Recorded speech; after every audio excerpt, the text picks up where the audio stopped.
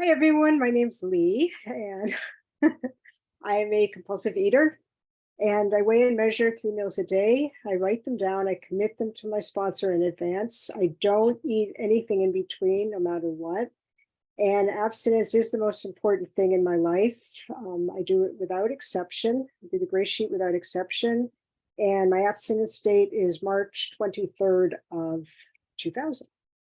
So I'm a little bit jumbled tonight, which is why I was partly hesitant about the recording. Yeah,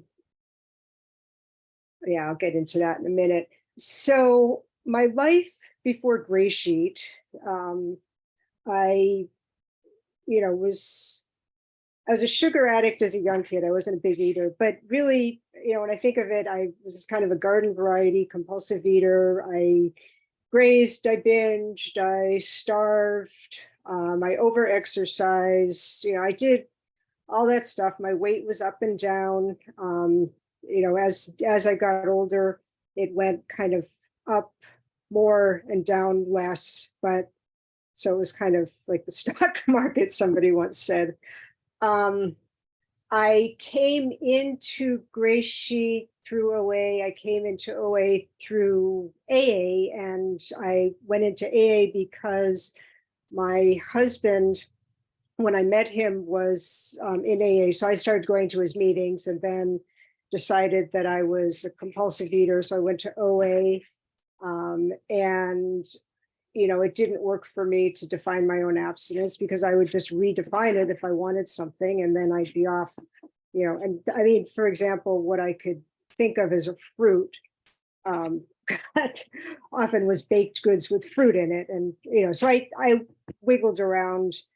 And the year before I finally walked into the Gray Sheet rooms, my mother had died. I had just a horrible year. I just couldn't stop eating. I went on the craziest diets ever. And there was a woman in my regular OA meeting who had gone through, for different reasons, a very similar kind of relapse. And she found something that worked. And I just saw this transformation and what I now know is the Gray Sheet glow. I wanted what she had. I went to her, asked her to sponsor me. And that was when I heard well, if you're going to, if I'm going to sponsor you, you need to do what I do. And I somewhere heard Gray Sheet in there. And I was like, oh, I had some familiarity, all of the negative stuff that I thought that people were crazy. I'd actually once gone to a Gray Sheet meeting by accident and thought you guys were just insane.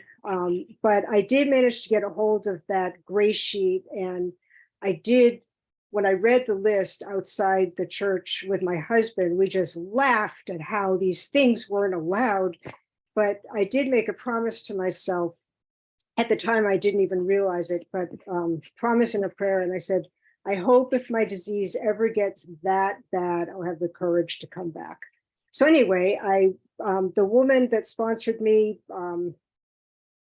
she actually, it turned out, wasn't doing Gray Sheet. She was using Gray Sheet as a food plan loosely, sticking, a lot. And that's what I wanted to do. I wanted to do what she was doing. I still didn't want to do what you did. And then a few months later, she got a Gray Sheet sponsor. So she couldn't sponsor me anymore. So I, for about 8 months, kind of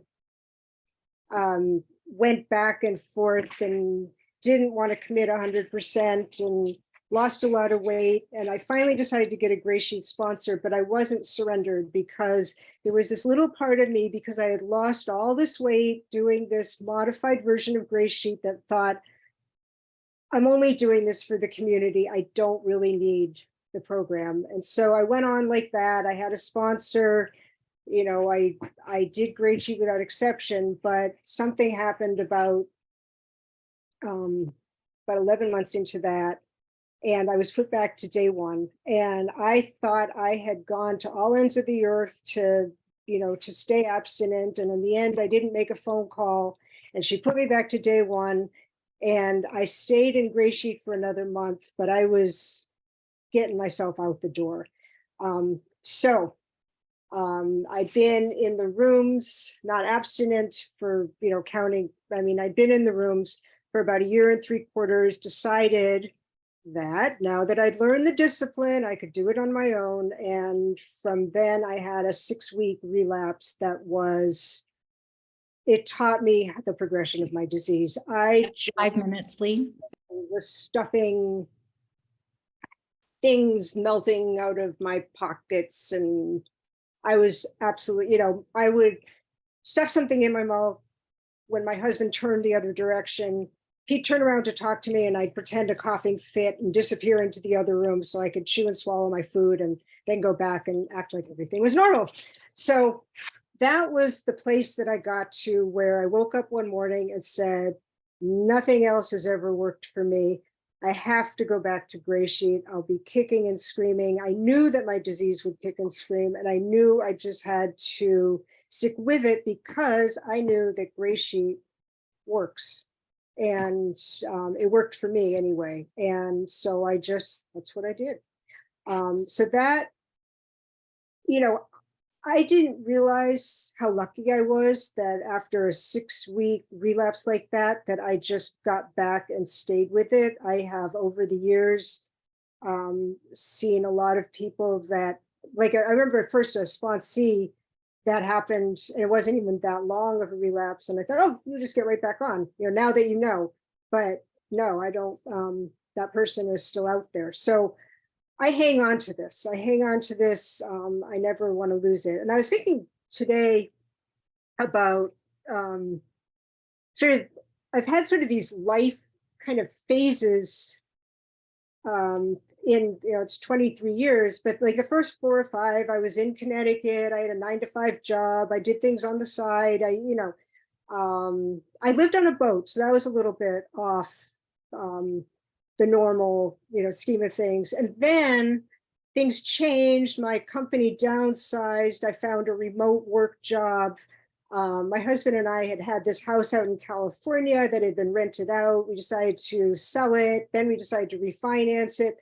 Long and short of it is that we came through with some money and we decided to follow our dream, which was to have a boat in the Caribbean. So we bought this boat in the Caribbean and we spent the next 12 or 13 winters, anywhere from 4 to 6 months living on this boat in the Caribbean in the winter and abstinent. And then at some point we sold the house and my father died, and, we got to traveling. So for a long time, I was like world traveler, going here, going there, always on the run, eating out all the time, a go-to person. And then we ended up buying property in upstate New York, 27 acres. And then we got the house and it had the pool and the barn. And then COVID hit and we bought chickens. And I fell more in love than I would have ever imagined. And now it's hard to get me to even like go out for lunch. I just want to be home and hang out with, pool, garden, field, whatever. And so I've become like this little homebody. So that's, and of course with life, there's always, big no matter what's. One of the things that has been going on, my husband has cancer, and it's a slow growing cancer, but it wreaks all this crazy havoc. And especially the last couple of years, he has these tumors that produce hormones. And the last couple of years, they started producing these hormones that were doing these crazy things to his blood pressure, where it would suddenly drop like dangerously low, and then it would go shooting back up dangerously high. And it took us a lot, but like 1.5 years or more, where, he was just despondent, ready to die. And we found a team of specialists and they got him on track with medicines for the most part. So he's kind of back to where he was, but what's happening, he's 14 years older, and we're in a very different kind of life phase mode. He's dealing with cancer and his mortality, and trying to, what do you call it? Not tie, get his affairs in order. And well, the euphemistic is to say he's a collector. So I think at some point, my attitude, because I just got tired of the fight, my attitude was like, okay, just put all this stuff in storage. And I never said this out loud, 10 minutes.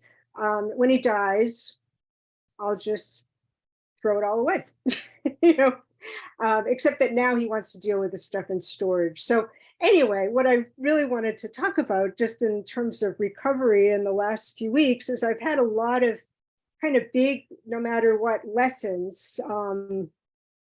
And what happened is that we had the opportunity, and this is totally HP put this, you know, he kept saying, I want to go and take care of this. We had storage in California. I want to go and take care of this. And I was like, well, you know, we got to find somebody to take care of the chickens.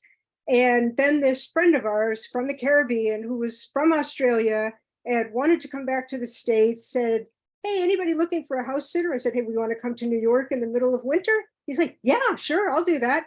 So he came, we went to California, and the deal I made with my husband was that I'd do the California trip, and then he'd deal with Connecticut with this house sitter. They'd work together for a while. And anyway, long story short is that I ended up doing the Connecticut too, and I was pissed. And the reason that I was doing it is because we discovered that our house sitter is a wonderful man, but isn't a good worker. And my husband and I have learned to work really well together. So anyway, I ended up in Connecticut, and I was full of resentment, worse than in so long. I resented my husband for his hoarding. I resented the chicken sitter for not taking as good care of the chickens as of, you know, I would, and that he couldn't do the work. And I resented myself for having been so codependent that I let this storage thing get totally out of control. And I get red flags with Grey Sheet. One of the things I had to give up early in abstinence was gum. It was a big deal. And for me, if that starts to look good to me, I know I'm in trouble. And I went to CVS, and that craving was so strong. And when I got to the checkout, they even had like flavored chapsticks. And I was like staring at these flavors. I was like, oh man, I'm in trouble. And, you know, so I had to do this huge attitude adjustment, which we learned, you know, that's where I learned this. And I realized so many things, you know, that I really was the best person to do this, that hopefully this would be the end of it. That I was going to be asking my husband to open our pool and do all this work for me next month. Well, how could I ask him to do that if I'm unwilling to help him with what he wants to do? And that the chicken sitter, if we had to hire somebody to do that, we'd be paying a fortune. So it shifted everything. And with that acceptance, all of a sudden there was all this energy. I let go of the resentment, and I had all this energy. And so I'm very grateful for that. And then it was like my higher power had all these great jokes on me. Like one of the things that I did to get my chicken fixed, we have these security cameras, and I have 5 security cameras in their coop and their run. And the Wi-Fi, the electricity kept, with that heat, the electricity got very weird, and our Wi-Fi went down. So I don't have the security camera. So I have to trust this person. And then not 1, but 2 of my chickens got broody, which means they'll sit on an egg until they hatch, except we have no rooster, so it would never hatch. So I usually go through all these extremes to get the broodies out of it. And it takes about 8 days, but I couldn't trust this house sitter to do it, because you have to be kind of attentive, because you're putting them in a cage and suspending the cage so that they get air circulating. And it's miserable for me, for the chickens. Anyway, so I just said, make sure she eats, drinks, and poops, or make sure they eat, drink, and poop. And guess what? After 8 days, she's not brooding anymore. So I'm thinking, wow, tough love didn't work as well, or worked just as well in this case as an easier, softer way. So my lesson there is that sometimes we can be gentle but firm, which was my spot. And then the other big thing recently, and I know it's probably my time, is after 22 years, my sponsor told me that she doesn't want to be so rigid anymore, and she's still going to eat gray sheet food for the time being, but she's not going to weigh and measure when she's out, and or she might, but she might not.